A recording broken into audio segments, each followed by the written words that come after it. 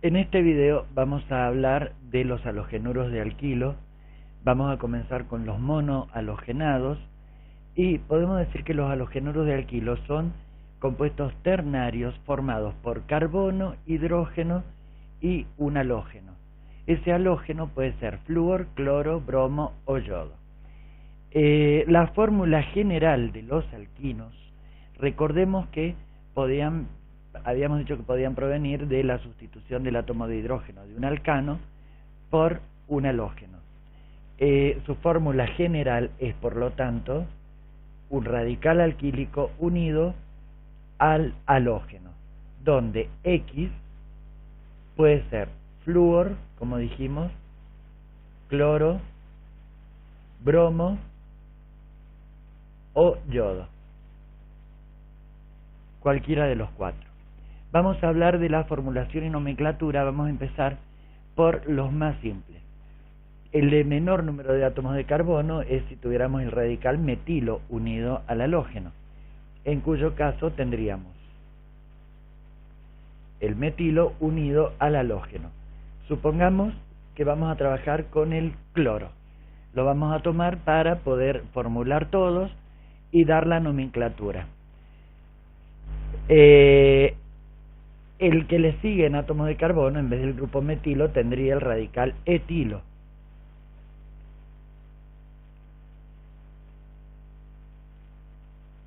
Y este carbono unido al cloro. A continuación, el de 3 átomos de carbono, es decir, tendríamos el radical propilo. En el caso del de 3 átomos de carbono, el cloro puede venir unido al carbono 1 o puede estar también unido al carbono secundario, al carbono 2. Vamos a dar los dos casos.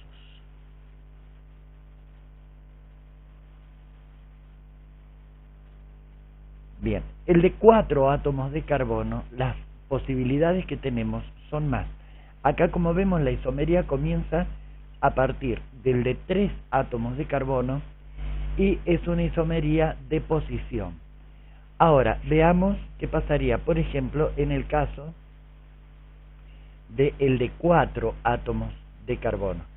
Podemos tener el cloro en ese carbono, en carbono 1, podemos tenerlo en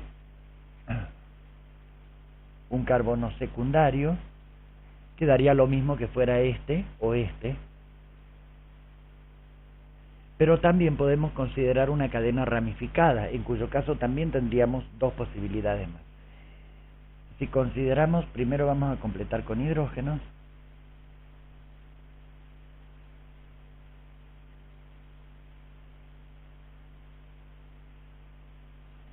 Si consideramos la cadena ramificada, tendremos una cadena principal de 3 y la ramificación estaría en este átomo de carbono. Y les dije que había dos opciones acá, dos posibilidades. ¿Cuáles son? Que el cloro esté unido a un carbono primario o que cloro esté unido a este carbono que es terciario.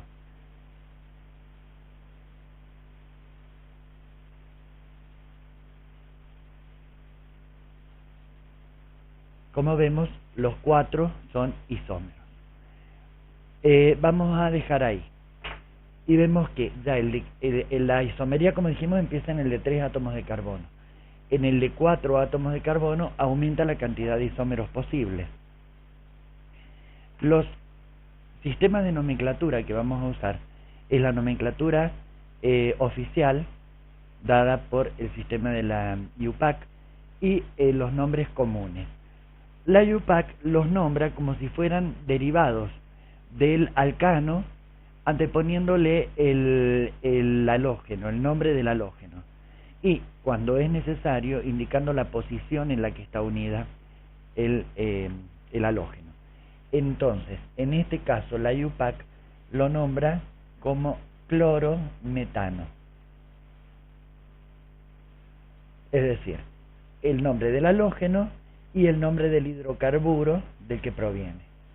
En este caso tiene 2 átomos de carbono, por lo tanto este es el cloroetano. En este caso tenemos que proviene del propano, entonces sería cloropropano.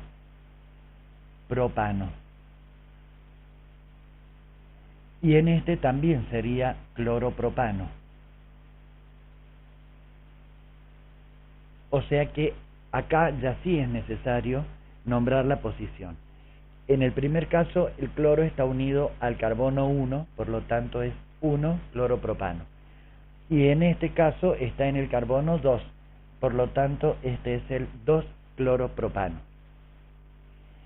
En este caso, el alcano sería el de 4 átomos de carbono, por lo tanto tendríamos clorobutano,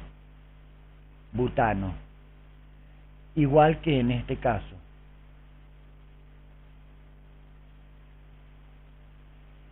Por lo tanto, acá también es necesario colocar el número que me indique la posición donde está unido ese halógeno.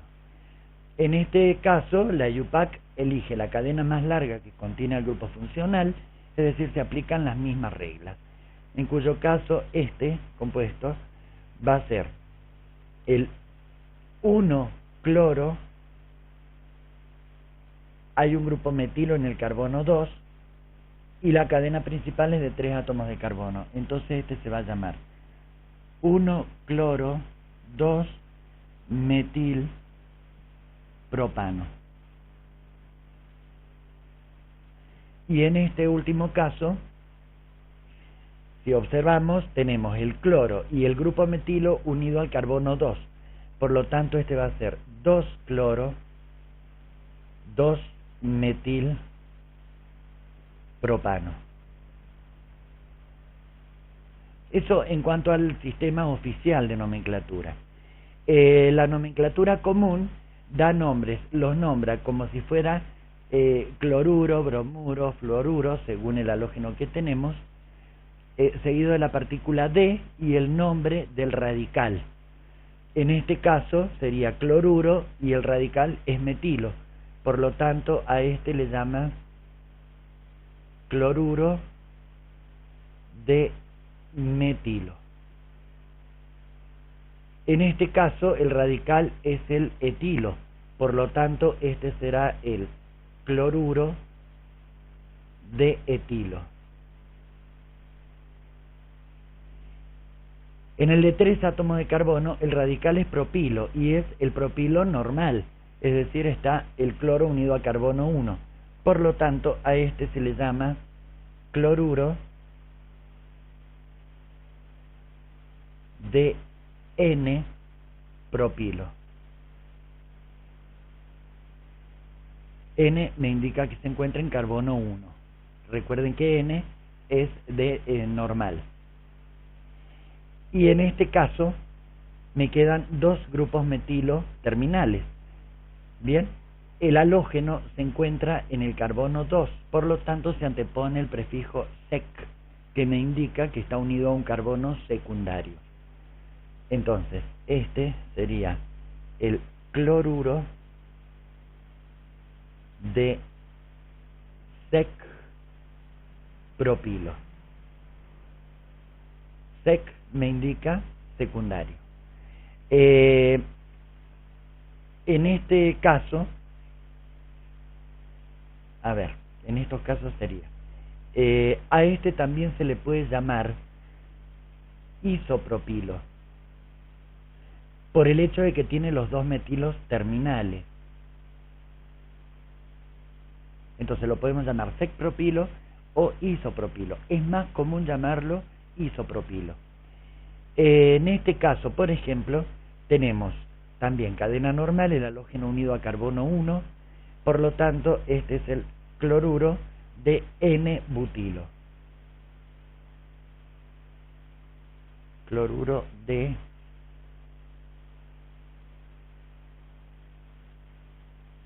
N-butilo. En este caso se encuentra en un carbono secundario. Acá ya no se puede decir iso porque no tiene los 2 metilos terminales.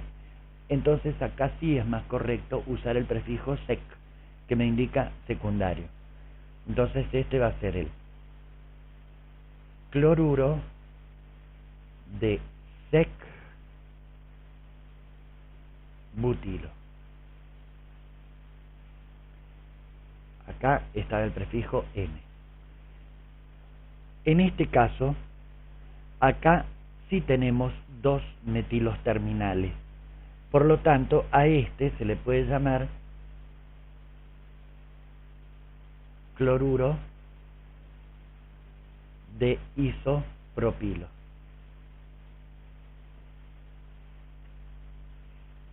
De isobutilo, perdón. De isobutilo. Y en este caso, el halógeno está unido a un carbono terciario. Por lo tanto, a este se le llama cloruro de, para indicar que está unido a un carbono terciario, al igual que en el secundario, se usa el prefijo ter. Terbutilo. No van separados. Entonces este sería el cloruro de terbutilo, donde el prefijo ter me está indicando que se encuentra en un carbono primario. Con respecto a la isomería, ya dijimos que la isomería comienza en el de 3 átomos de carbono con una isomería de posición. En el de 4 átomos de carbono ya podemos tener las dos isomerías.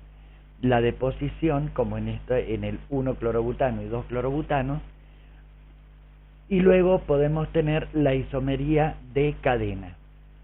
Bien, donde entre este y este es isomería de cadena nada más, no de posición, porque el cloro está unido al carbono 1. Si comparamos este con este, sí, es isomería de posición y de cadena. Bien, si comparamos el 2-clorobutano con este, es isomería de cadena, no de posición, porque el cloro está en ambos casos en carbono 2. Ahora, si comparamos este con este, entonces ahí sí tenemos de posición y de posición nada más, de cadena no, porque la cadena es la misma. Bueno, eso sería en cuanto a la isomería, que puede ser, repito, de posición o de cadena. Y ahora vamos a hablar de la clasificación. Los halogenuros de alquilo se clasifican en primarios, secundarios o terciarios según el átomo de carbono al que se une el halógeno. Si el halógeno está unido a un carbono primario, es un halogenuro de alquilo primario. Si está unido a un carbono secundario, el halogenuro de alquilo será secundario. Y si está unido a un carbono terciario, el halogenuro de alquilo será terciario. Entonces, veamos, por ejemplo, para que vayamos clasificando, en este caso es un halogenuro de alquilo primario. En este caso está unido a un carbono primario, por lo tanto, este también es primario. En el 1-cloropropano también es primario, como vemos acá. Acá es secundario, porque el cloro está unido a un carbono secundario. En este caso es primario, en este caso es secundario, en este caso es primario, pero en este caso está unido a un carbono terciario. Por lo tanto, este es un halogenuro de alquilo terciario. Vamos a hablar ahora un poquito de los métodos de preparación. Nosotros vamos a citar 3, que son la sustitución en un alcano o en una parafina, la adición de un hidrácido a una olefina, recordemos que las olefinas son los alquenos, y también la reacción de alcoholes con hidrácidos, que esa es un poquito más compleja. Entonces, vamos a borrar para hacer un poco de espacio.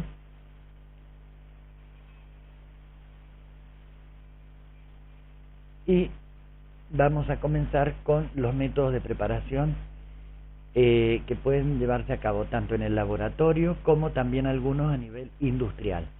Son de gran valor comercial.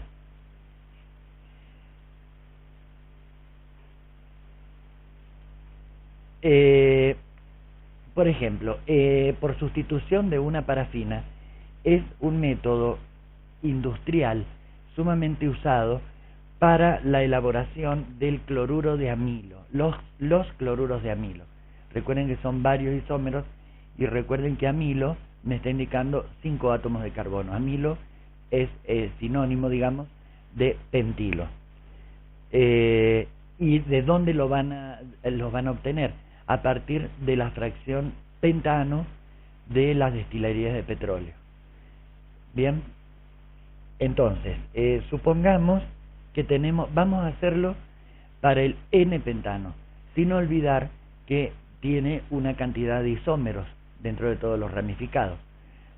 Si nos ponemos a hacer todos los isómeros del pentano, no vamos a terminar más. Entonces lo vamos a hacer para el N-pentano y eso mismo le correspondería a sus isómeros.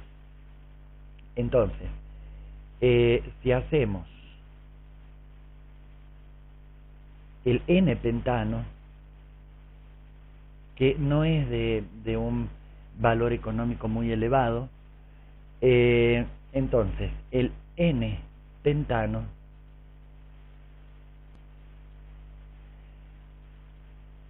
va a reaccionar con el halógeno, supongamos cloro en este caso, ¿y qué vamos a obtener? Cloro esto es una sustitución de un hidrógeno del alcano por un halógeno. Entonces acá, ¿cuáles son las posibilidades? Que el átomo de hidrógeno sustituido sea el que está unido a este carbono, al carbono 1, o a este, que es el carbono 2, sería igual que este, o al del medio, que es el carbono 3. Entonces podemos tener 3 isómeros. ¿Que cuáles son? Si el halógeno se adiciona acá, más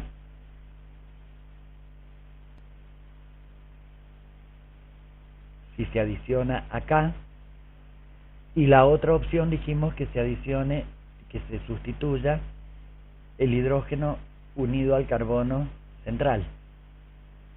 Bien, si completamos como corresponde con los hidrógenos,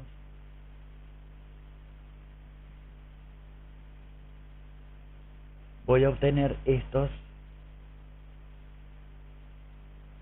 3 isómeros. Los 3 son de alto valor económico. ¿Que cuáles son? El 1-cloropentano,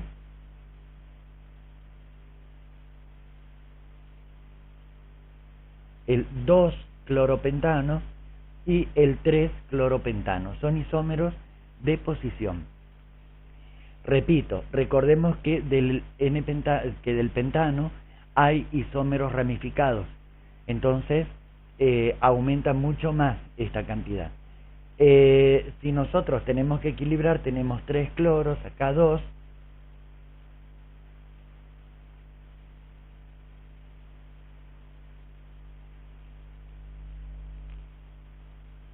seis.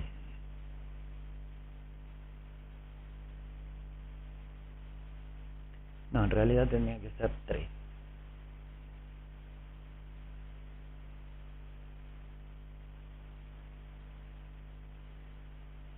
Y 3.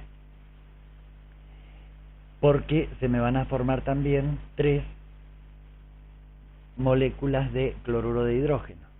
Bien. Todos estos, más los isómeros ramificados, son todos usados como solventes orgánicos o como materias primas para la fabricación de otra serie de compuestos. Luego tenemos otro método de obtención, que es por adición de hidrácido a una olefina, a un alqueno. Supongamos que tenemos un alqueno como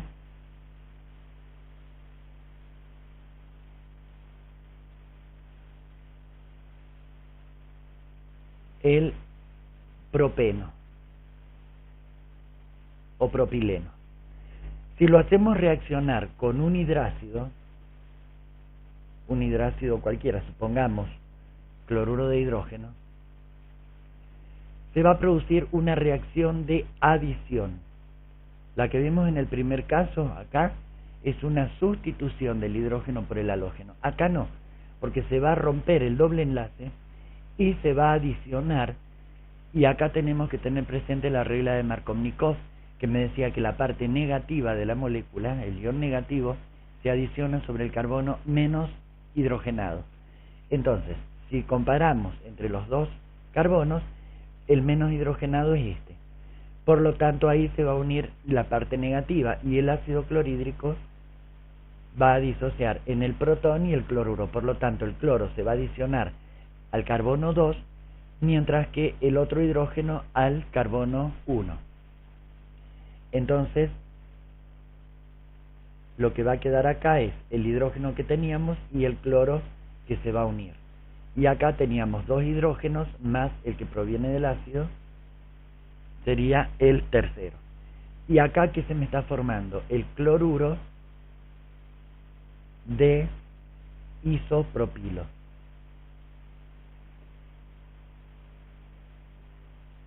Entonces, recuerden que es que está de acuerdo con la regla de Markov.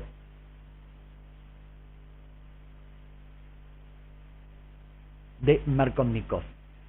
Que esto le vamos a dar otra explicación cuando lleguemos a la parte de propiedades físicas de los halogenuros de alquilo, donde vamos a comprender mucho mejor lo que está referido con el efecto inductivo, y vamos a comprender por qué se produce este tipo de adición de esa manera, y por qué no se obtiene, por ejemplo, el cloruro de N-propilo. Bueno, el otro método que vamos a ver de obtención o de preparación es por reacción con de alcoholes con hidrácidos.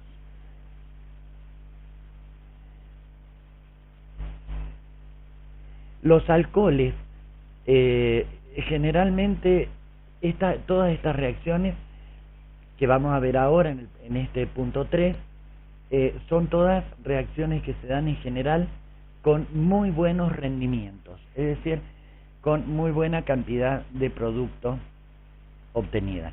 Los alcoholes primarios, recuerden que los alcoholes, de la misma manera que los halogenuros de alquilo, se clasifican también en primarios, secundarios o terciarios por el mismo motivo, según el carbono al que se une el grupo funcional. Entonces, para los alcoholes primarios, dan mayores rendimientos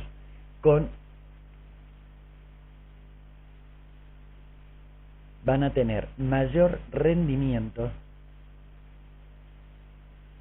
con ácido bromhídrico y ácido yodhídrico. Por lo tanto, el rendimiento va a ser mucho menor en un alcohol primario con el ácido clorhídrico, pero ya vamos a ver de qué manera podemos subir ese rendimiento. Entonces, si nosotros consideramos, vamos a hablar de uno de varios átomos de carbono, de 4 átomos de carbono, para que ustedes después puedan, si quieren, compararlo, y para que comparemos los rendimientos que se van obteniendo también. Supongamos que queremos hacer reaccionar uno de estos dos ácidos, bromhídrico o yodhídrico, con un alcohol, como por ejemplo el 1-butanol, que como tiene el grupo funcional en carbono primario, es un alcohol primario.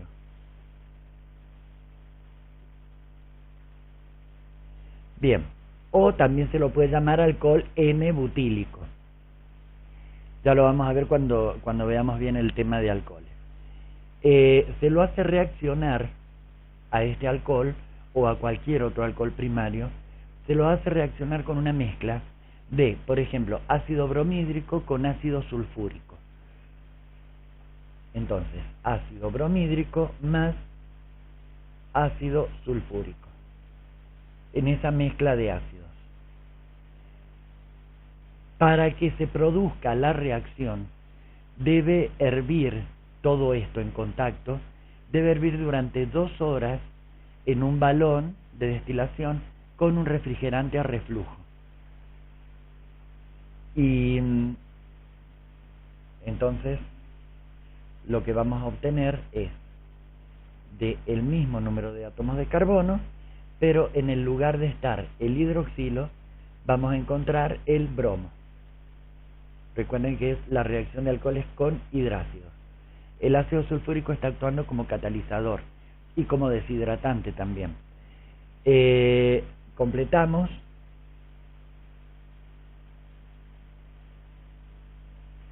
Y como subproducto, el protón del ácido con el hidroxilo va a formar agua. Ahora bien, una vez que se va formando esto, que se llama bromuro de N-butilo,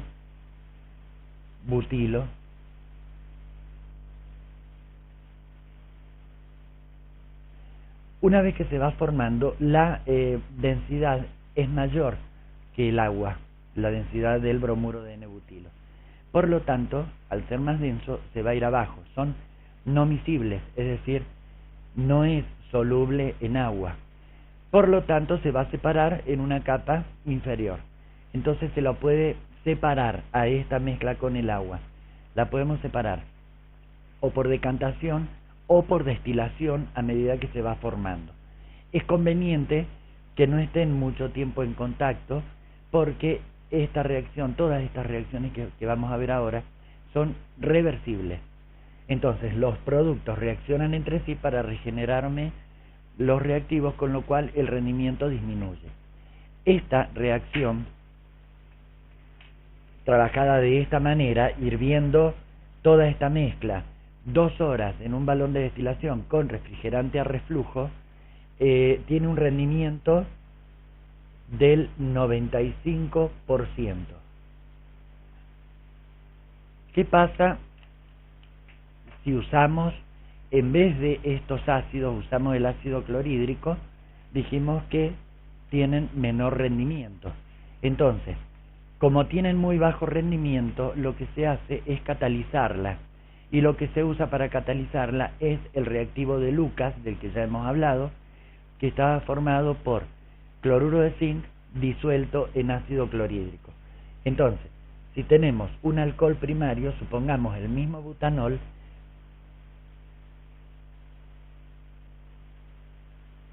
o cualquier otro alcohol primario,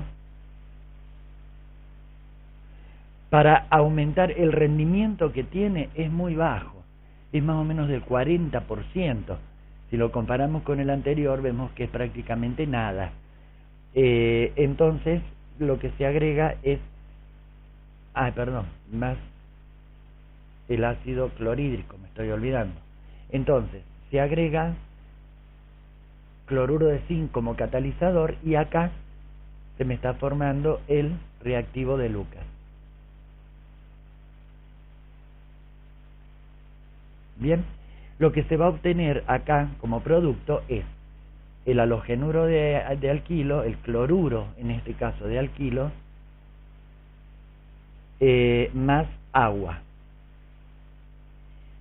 Y del 40%, al agregar el sulfuro de zinc, el rendimiento me sube a un 65%,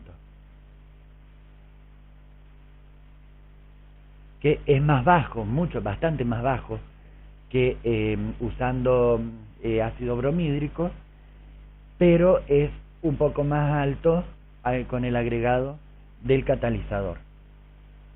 Y los alcoholes terciarios, por ejemplo, dan muy buen rendimiento, que ahora cuando hablemos de los efectos inductivos vamos a comprender cuál es el motivo. Pero por lo pronto los alcoholes terciarios dan muy buen rendimiento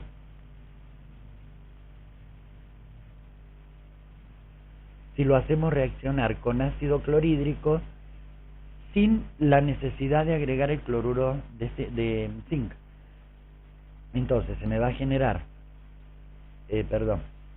el cloruro de alquilo más agua, nuevamente. Esta reacción, el rendimiento de esta reacción sin el agregado de cloruro de zinc es del 85%. Bien, sigue siendo menor que cuando usábamos ácido bromídrico. ¿Y qué me estaría faltando? Generalmente estas reacciones se suelen acompañar con ácido sulfúrico que actúa como deshidratante, dijimos. Y conviene ese agua que se nos va formando en todas ellas, conviene agregar un agente deshidratante para que se produzca la reacción y a medida que se va formando el agua, ese deshidratante lo vaya consumiendo.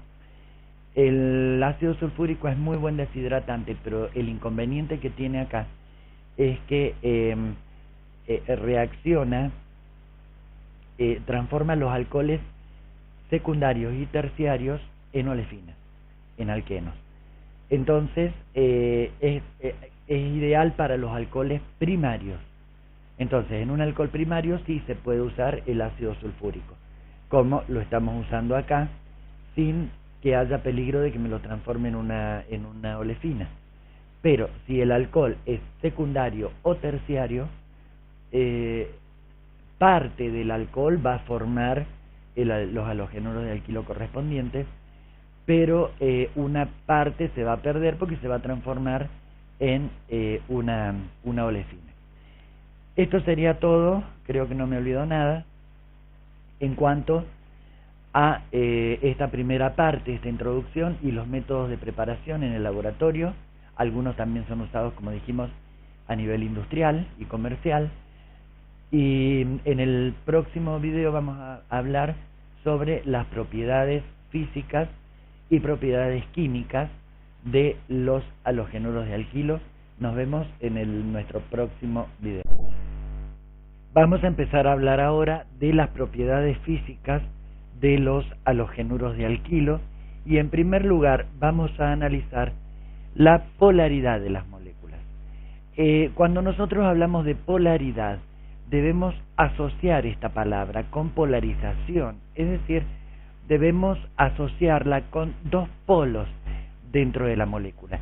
¿Y qué sería esto? Si nosotros, por ejemplo, tenemos una molécula que está formada por dos átomos iguales, por ejemplo, una molécula de cloro, ambos átomos de cloro atraen a este par de electrones que forma el enlace, lo atraen con la misma fuerza, por lo tanto, ese par de electrones se va a encontrar en el centro de la molécula. No va a ser ni más atraído por un átomo ni por el otro, porque tienen la misma electronegatividad. Y la electronegatividad nosotros sabemos que es la capacidad que tiene un átomo o la tendencia a ganar electrones. De manera que si nosotros tenemos, por ejemplo, varias moléculas de cloro, ¿qué pasa? Y no hay atracciones entre ellas. Entonces, al no haber fuerzas de atracción entre ellas, estas moléculas van a tender a estar alejadas y por ese motivo son generalmente gases. Es lo que pasa justamente con el metano. El metano es una molécula que tiene el átomo de carbono en el centro y los 4 átomos de hidrógeno dispuestos de tal manera que no hay ninguna posibilidad que se formen polos, porque además la diferencia de electronegatividad entre carbono e hidrógeno es baja. Pero si nosotros consideramos una molécula, por ejemplo, de cloruro de hidrógeno, nosotros sabemos que para completar el octeto, cloro tiene 3 pares de electrones no enlazados, mientras que este enlace está formado por 2 electrones, un electrón del hidrógeno y otro electrón del cloro, que los comparten y eso es lo que los mantiene unidos. ¿Y para qué los comparten? Para que cloro pueda completar su octeto, es decir, los 8 electrones en el último nivel, y para que hidrógeno pueda completar el dueto, es decir, 2 electrones en su último nivel. Entonces, si nosotros consideramos esa molécula, que sería esto, la esfera verde sería el átomo de cloro y la blanca sería el átomo de hidrógeno. Cloro es más electronegativo que hidrógeno, bastante más electronegativo, por lo tanto, tiene más tendencia a atraer los electrones. Si atrae los electrones, quiere decir que los electrones no se van a encontrar en el medio del enlace, sino que van a estar más atraídos por el cloro, van a estar más cerca del cloro. Eso hace que nosotros acá tenemos sobre cloro una cantidad de electrones, 8 electrones, es decir, una cantidad de electrones grande, una densidad de electrones grande. Entonces, una densidad de carga negativa. Sobre hidrógeno, en cambio, tenemos muy poca densidad de carga negativa, es decir, que tenemos una densidad de carga positiva. Significa entonces que esta molécula tiene dos polos. Si lo ubicamos de esta manera, tiene un polo o extremo positivo sobre el hidrógeno, que es este que hemos marcado acá, y un polo o extremo negativo sobre el cloro. Entonces eso genera un momento dipolar. ¿Qué significa esto? Que si nosotros tenemos otra molécula de cloro y las ubicamos en un campo eléctrico, supongamos una placa cargada positivamente y una placa cargada negativamente, los dipolos, como tienen dos polos, uno positivo y uno negativo, se los suele representar de esta manera, con un extremo positivo y un extremo negativo. Eso es un dipolo. A eso nos referimos cuando hablamos de polaridad de los enlaces. Entonces, la molécula, evidentemente, si tiene un extremo positivo y uno negativo, la molécula se va a acomodar de manera tal que la parte, el extremo negativo, se va a orientar hacia la placa positiva y el positivo se va a orientar hacia la placa negativa. Por lo tanto, si tenemos varias moléculas acá, todas se van a orientar de esta manera y así sucesivamente todas las que tengamos. Eso por un lado, eso me está dando una polaridad y se mide mediante el momento dipolar, bueno, del que ya vamos a hablar. Pero por otro lado, sí va a haber acá una atracción entre moléculas. ¿Por qué? Porque si tenemos una mezcla, vamos a ver que todas se van a ubicar en el sentido horizontal, de tal manera que el extremo positivo de una va a tener una atracción con el negativo del otro. No va a formar un enlace, pero van a estar atraídas electrostáticamente. Y si consideramos otra molécula más, y va a pasar lo mismo, se van a acomodar así. Y en forma lineal van a estar todas acomodadas, el extremo negativo de una con el positivo del otro. Y si lo consideramos hacia arriba, va a ser exactamente lo mismo. El extremo positivo va a atraer al extremo negativo de la otra. Entonces van a estar atraídas de esta manera. Y si consideramos otra molécula más, positivo se atrae con negativo, negativo con positivo. Es decir, que las fuerzas de atracción entre las moléculas polares son grandes y por ese motivo rara vez son gases.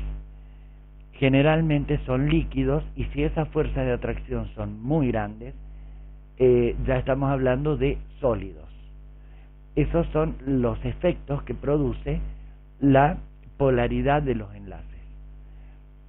Entonces, si nosotros queremos a esta molécula de ácido de cloruro de hidrógeno de la que hablábamos recién, en este caso decimos que tiene un momento dipolar y que ese momento dipolar es distinto de cero. Mientras que si teníamos una molécula, por ejemplo, de cloro, que fue la primera que vimos, la distribución electrónica es pareja en toda la molécula. ninguno de los dos átomos atrae con más fuerza, por lo tanto no se forman polos. Entonces, si no se forman polos, decimos que no tiene momento dipolar o que su momento dipolar es igual a 0. Entonces ahora vamos a definir qué es el momento dipolar para poder entender cuáles son los valores con los que nos vamos a encontrar en muchas oportunidades. El momento mu es momento dipolar y se mide en una unidad que es el debye, que ya vamos a ver qué es. El momento dipolar de una molécula está dado por el producto de la carga eléctrica que se genera en ambos extremos de la molécula multiplicado por la longitud del enlace, es decir, por la distancia entre las dos cargas. Entonces, el momento dipolar es la carga, que la simbolizamos con una letra Q, por la distancia que separa a esas cargas, que en este caso es la longitud de enlace. Ahora bien, la carga es la carga que corresponde a un electrón, y eso se mide, o sea, tiene un valor de 4,774 por 10 a la menos 10 unidades electrostáticas de carga, UES. Sería la sigla pronunciado en inglés. Mientras que la distancia, la longitud de enlace entre esos dos átomos, es de 1,27 por 10 a la menos 8 centímetros. Por lo tanto, si nosotros queremos calcular el momento dipolar, tenemos que multiplicar el valor de la carga, que es este, por el valor de la distancia, que es este. Ese producto, esa multiplicación, me va a dar 6 por 10 a la menos 18 UES por centímetro. Este se mide en UES, se multiplica por centímetro. Ahora bien, se define a esta unidad 10 a la menos 18 UES por centímetro, se lo define como una unidad de debye.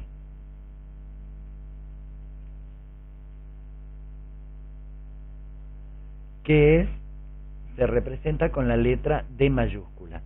Por lo tanto, decimos que el momento dipolar para esa molécula, que es una molécula hipotética y con estas cargas calculadas, es de 6 debye.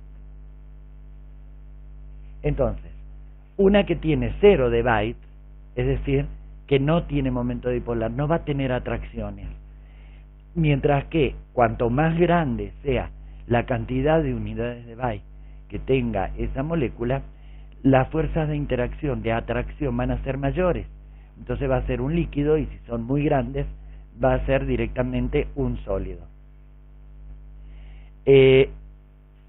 Esto representado de otra manera, nosotros podemos representarlo como el hidrógeno unido al cloro, pero como cloro está atrayendo a ese par de electrones porque es más electronegativo, se lo representa como si fuera una flecha, pero con la particularidad que la flecha está en el medio del enlace, no está en la punta. Bien, y esta polarización se llama efecto inductivo.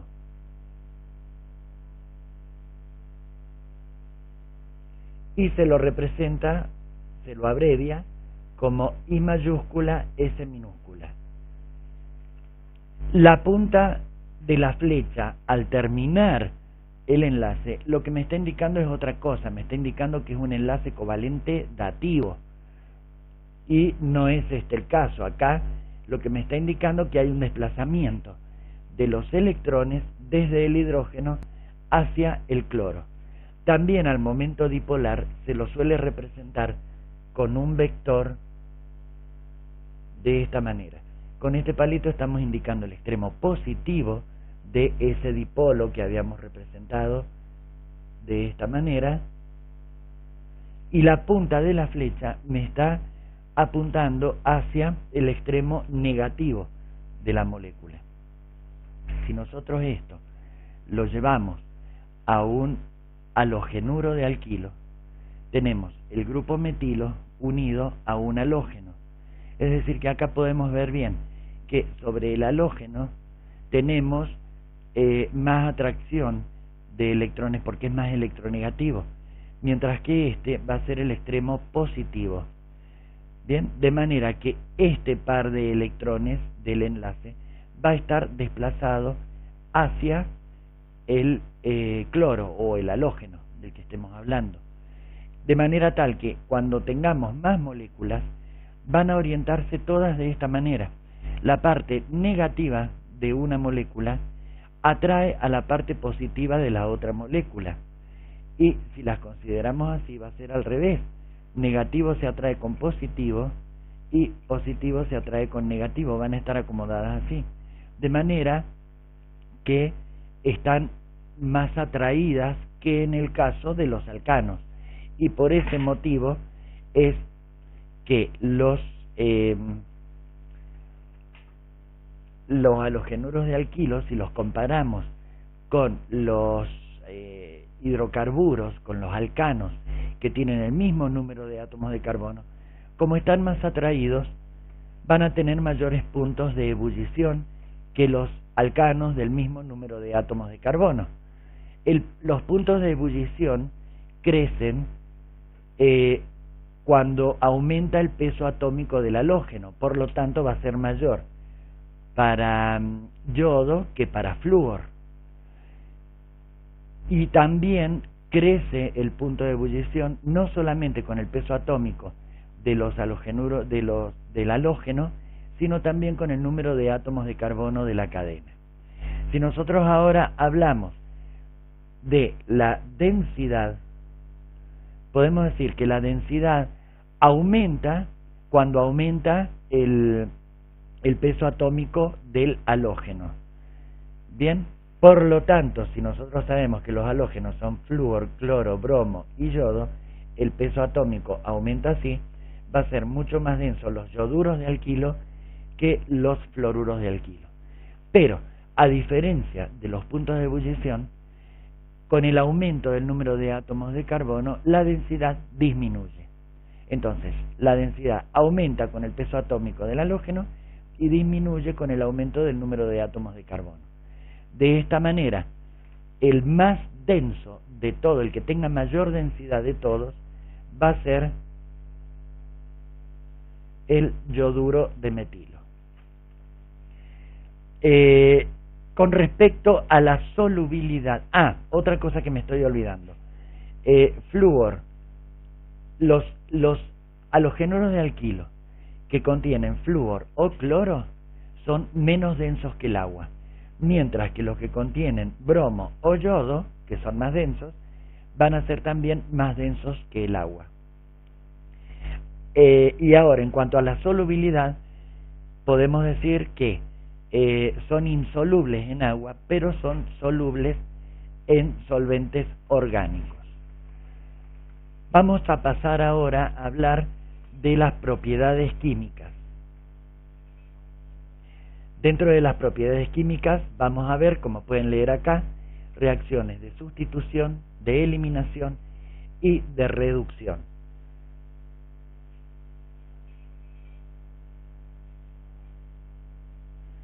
Entonces, como reacciones de sustitución, el hecho de sustituir el átomo del halógeno por otros grupos funcionales me conduce a otras familias de compuestos diferentes, que ahora vamos a hacer algunos ejemplos.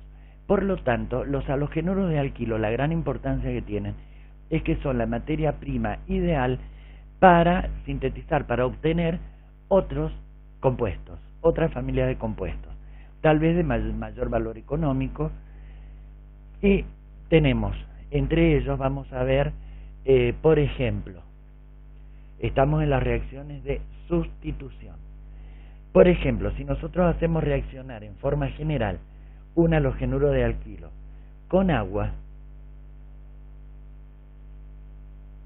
en caliente, todas estas cuatro que vamos a ver acá, para que se produzcan tenemos que hervir los reactivos. ¿Qué va a pasar?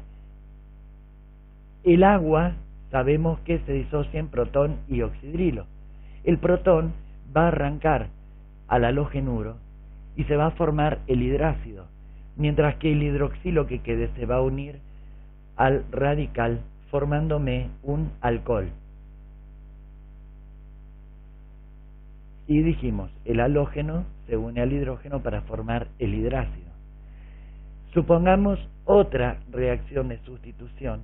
Si lo hacemos reaccionar al halogenuro de alquilo, cualquiera que sea, con una base fuerte, por ejemplo, hidróxido de sodio. También se calientan a ebullición. Va a pasar lo mismo, el sodio va a formar una sal con el halógeno y el hidroxilo se va a unir al radical, formándome también un alcohol. La diferencia va a estar en el otro producto, que va a ser el halogenuro de sodio. Supongamos otra reacción de adición de cianuro de sodio.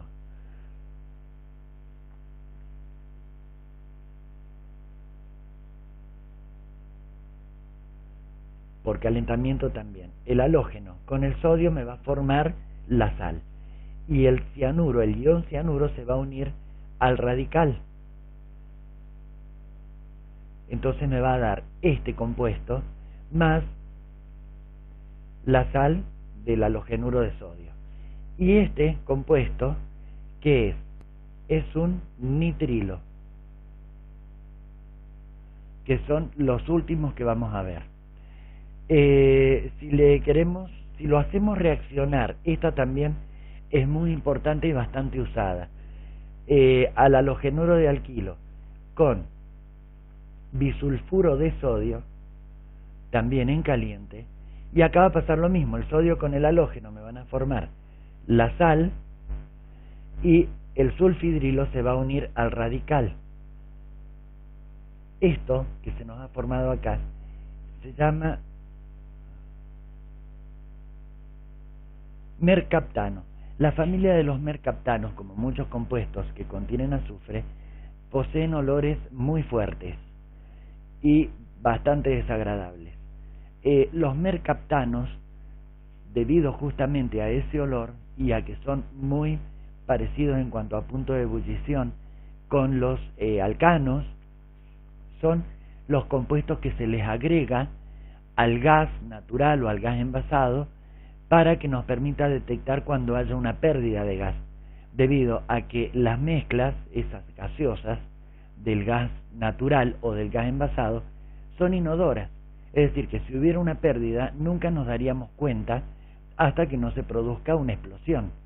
Entonces se le agregan pequeñas cantidades de mercaptanos, de compuestos de la familia de los mercaptanos, de manera tal que cuando hay una pérdida, una fuga de gas, nos permite detectar el olor y darnos cuenta que tenemos una pérdida de agua. Eso sería en cuanto a las reacciones de sustitución. Ahí hemos visto 4 ejemplos. Y vemos que la importancia que tiene justamente es que los halogéneros de alquilo son la materia prima para fabricar distintas familias de compuestos. En cuanto a las reacciones de eliminación, las reacciones de eliminación son las que nos permiten formar alquenos. Entonces, para que se produzcan, necesitamos hacer hervir el halogenuro de alquilo con una base fuerte y muy concentrada, como puede ser, por ejemplo, el hidróxido de sodio. ¿Y qué se va a eliminar? Se va a eliminar el halógeno con un átomo de hidrógeno unido al carbono beta, que ahora vamos a ver qué es eso. Si nosotros tenemos, por ejemplo,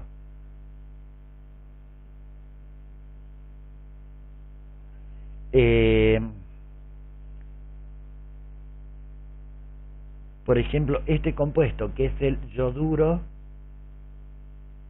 de N-propilo.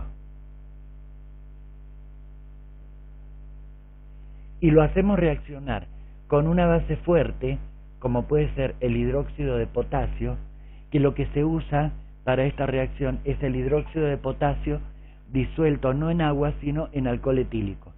Bien, y eso es lo que se llama potasa alcohólica. Bien, acá, ¿qué es lo que va a pasar? Por una parte, el yodo se va a ir con los electrones de este enlace para salir como ion yoduro y se va a unir con el potasio. Se me va a formar yoduro de potasio. Bien, me va a quedar este ion oxidrilo. El ion oxidrilo va a reaccionar con este hidrógeno para formar agua. Pero como el hidroxilo es negativo, el hidrógeno tiene que estar como catión, positivo. Por lo tanto, su electrón lo deja acá. Entonces, acá se produce un reacomodamiento. Queda este electrón con una valencia de menos y este con esa valencia. Entonces, se produce el desplazamiento de ese par de electrones acá, formándose un doble enlace. Con lo cual, me va a quedar este hidrógeno como estaba, el doble enlace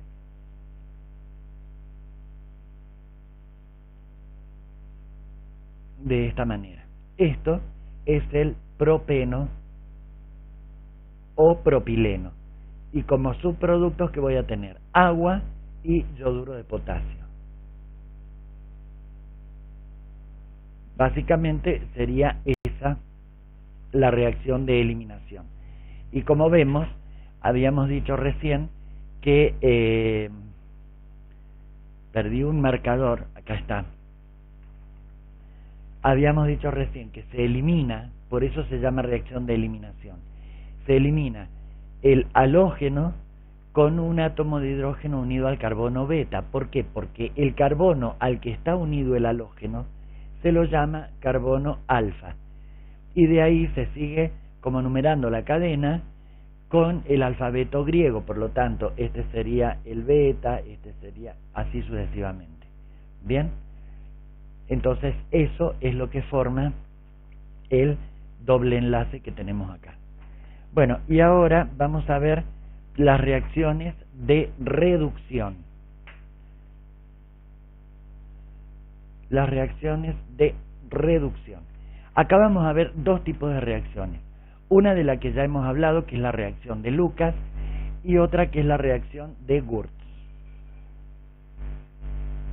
El reactivo de Lucas era cloruro de zinc disuelto en ácido clorhídrico.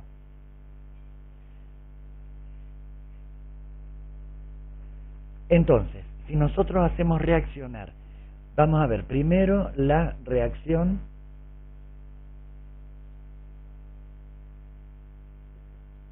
de Lucas. Si hacemos reaccionar, por ejemplo, el yoduro de metilo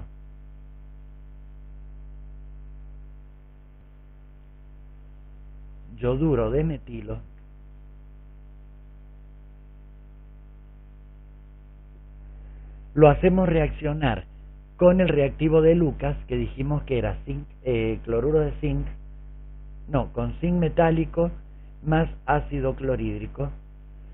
El zinc metálico va a reaccionar con el ácido clorhídrico y me va a formar el cloruro de zinc, se va a generar in situ. Y si calentamos esta mezcla, este es, dijimos, el reactivo de Lucas. Se me va a formar metano, es decir, se me va a formar el alcano que tenga el mismo número de átomos de carbono que el radical. En este caso va a ser metano. ¿Y qué más se me va a formar? Cloruro de zinc y yoduro de zinc. ¿Qué quiere decir? Que el zinc se une al yodo para formar el yoduro de zinc. No sé qué escribí acá.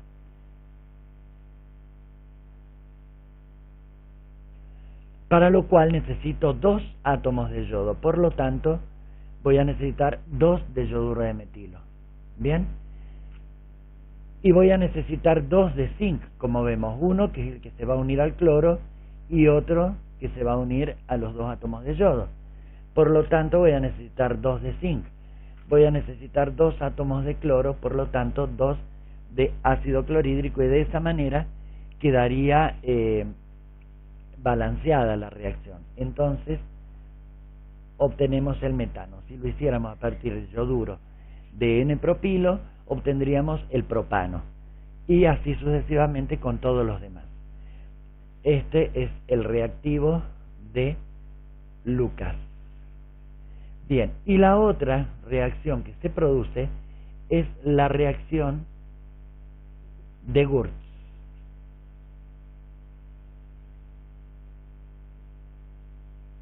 La reacción de Wurtz consiste en hacer reaccionar el halogenuro de alquilo con el sodio metálico. Generalmente se prefiere trabajar para la reacción de Wurtz con yoduros de alquilo. Entonces, si tenemos un yoduro de alquilo y otro yoduro de alquilo que puede ser igual, o sea, se necesitan 2 moléculas de yoduro de alquilo que pueden ser iguales o diferentes. Yo acá les pongo como si fueran 2 diferentes, por eso marco este radical como R', para que noten bien la diferencia. Y lo hacemos reaccionar con sodio metálico, caliente obviamente. ¿Qué va a pasar?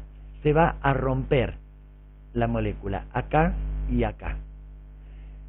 El yoduro se va a combinar con el sodio para formar yoduro de sodio. Bien, ¿y qué va a pasar? Este radical se va a unir a ese radical mediante un enlace simple, porque cuando se rompan estos enlaces va a quedar un átomo de carbono con un enlace libre en cada uno de ellos. Por lo tanto, se me va a formar esto, que es un alcano. Bien, supongamos que acá tenemos yoduro de metilo y acá tenemos yoduro de etilo. El metilo con el etilo me van a dar el propano. Bien, bueno, y ahora, ya para terminar, vamos a hablar un poquito de halogenuros de alquilo no saturados y de los polihalogenados. Entonces, vamos a borrar acá.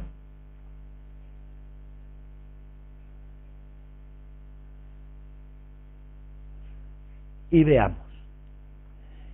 Halogenuros de alquilo no saturados. Tenemos 2, si son no saturados es porque tienen un enlace doble o triple, es decir, un enlace múltiple entre 2 átomos de carbono.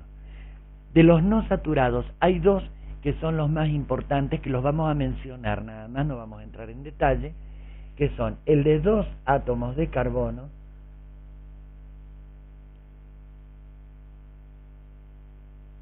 y el de 3 átomos de carbono,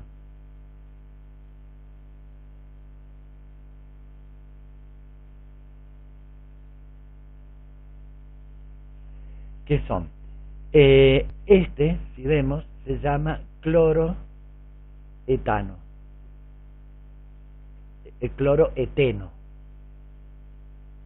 cloroeteno, porque tenemos el doble enlace. Mientras que este se va a llamar 1-cloro,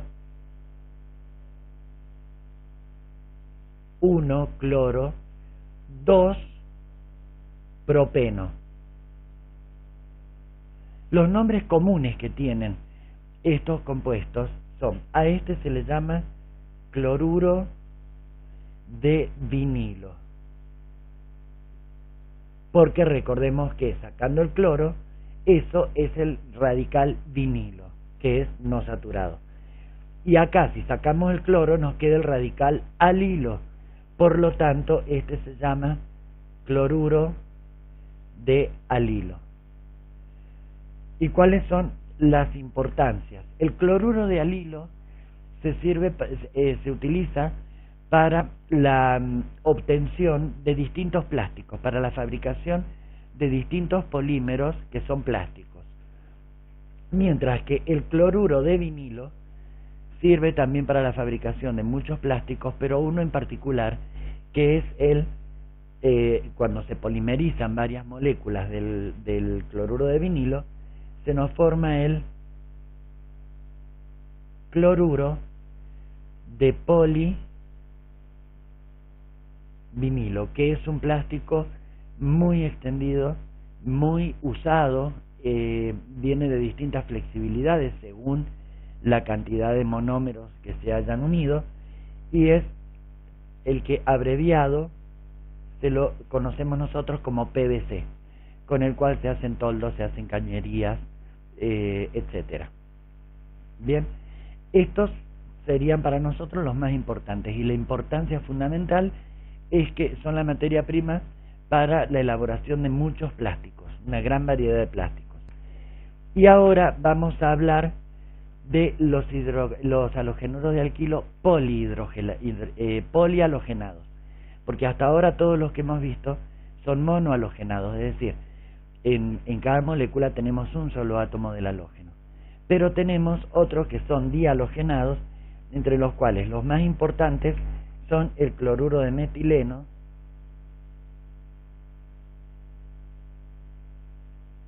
que es dihalogenado, cloruro de metileno, porque recordemos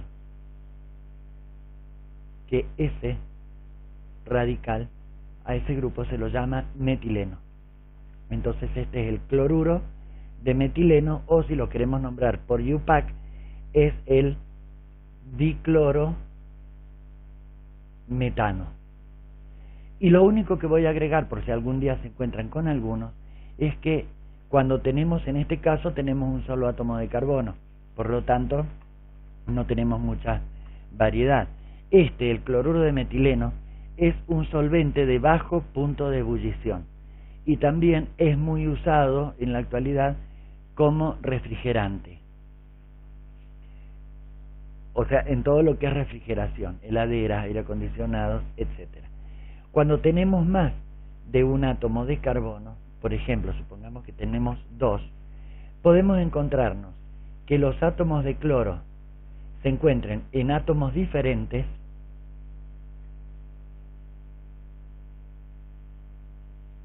o que se encuentren los dos en el mismo átomo de carbono.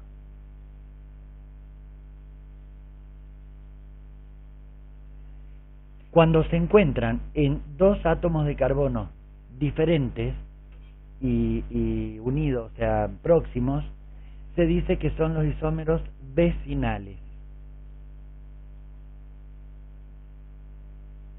Mientras que cuando están los dos unidos al mismo átomo de carbono, se dice que son los isómeros geminales.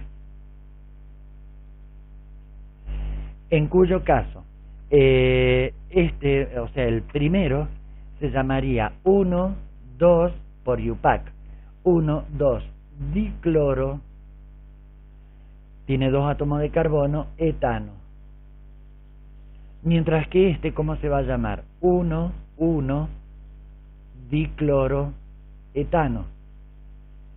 Si nosotros consideramos esta nueva isomería que aparece en este caso de vecinales y geminales, en nomenclatura común o también por IUPAC se puede nombrar a este mismo como Bec dicloroetano y a como Gem dicloroetano. Bec me está indicando que es vecinal, es decir, que están en dos átomos diferentes pero vecinos. Gem me está indicando que son geminales, es decir, que los dos están unidos al mismo átomo. Eso es lo que vamos a hablar en cuanto a los dihalogenados. Vamos a pasar ahora a los trihalogenados, y entre los trihalogenados tenemos 3 de gran importancia, que son cloroformo, yodoformo y bromoformo.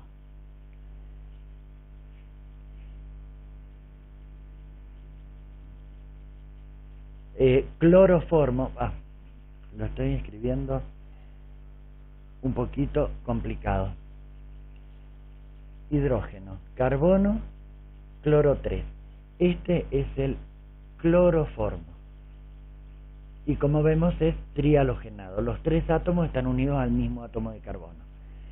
El otro es el bromoformo,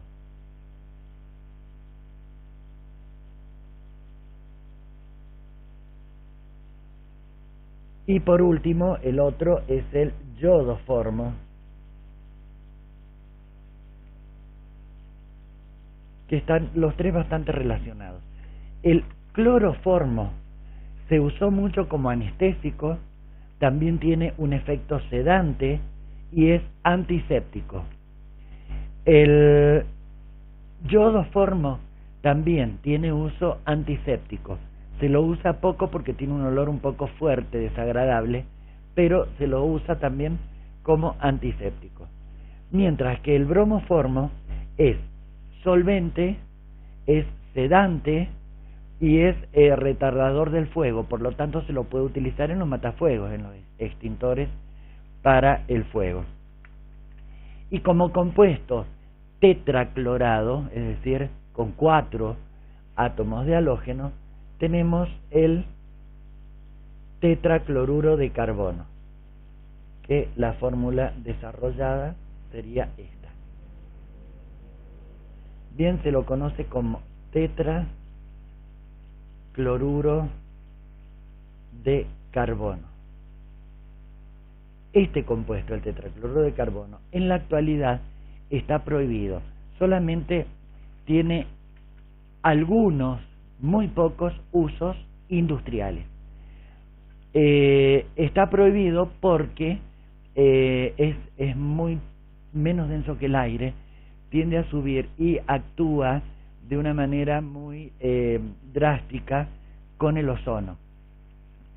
Y es lo que se usó, tuvo muchísimos usos que ahora se los voy a nombrar, y se lo dejó de usar justamente porque al llegar a las capas altas de la atmósfera producían la destrucción del ozono, que es el que nos protege de las radiaciones solares, y fue uno de los motivos del adelgazamiento de la capa de ozono y el agujero de ozono y todo lo que sucedió. Por ese motivo se decidió prohibirlo, pero se usó antiguamente como refrigerante también en todo lo que es sistemas de refrigeración. Se lo usó como propelente de los aerosoles, se lo usó como plaguicida en muchas oportunidades, era muy bueno como desengrasante, como solvente, digamos, disolvía muy bien los lípidos, las grasas. También se lo usaba en los extintores de fuego, matafuegos, y tenía mucho uso también como quitamanchas de telas. Bien, las manchas muy rebeldes, manchas sobre todo de grasa, generalmente se podían eliminar mediante el uso de tetracloruro de carbono. Bien, con esto habríamos terminado ya todo el tema de halogenuros de alquilo. Nos vemos en nuestro próximo video.